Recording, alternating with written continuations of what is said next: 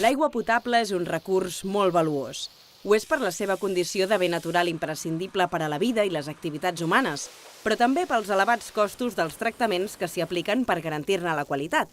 Perquè sigui quin sigui l'ús a què la destinem, en qualsevol moment podem fer-ne un bon glob. De raons per no malbaratar aigua n'hi ha moltes. N'hi ha d'ambientals, d'econòmiques, d'ètiques. Ara bé, com podem evitar malbaratar l'aigua? Una aixeta cada gota. L'aigua descarregada per un vàter.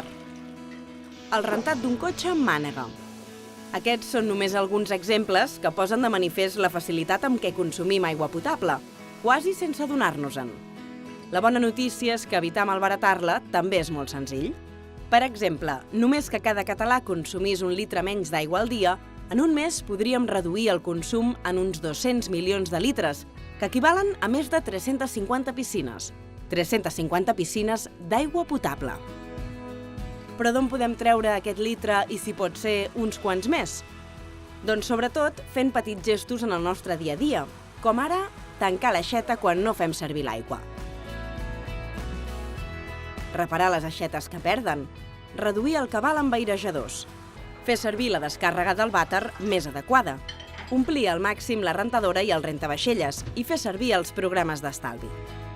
El consum responsable és la font d'aigua més abundant i està a l'abast de tothom. I és que, com passa sovint, les petites contribucions sumades són poderoses. Per cert, en el temps que ha durat aquest programa, l'aixeta que hem deixat oberta ha malbaratat uns 15 litres d'aigua potable. Fem el gest.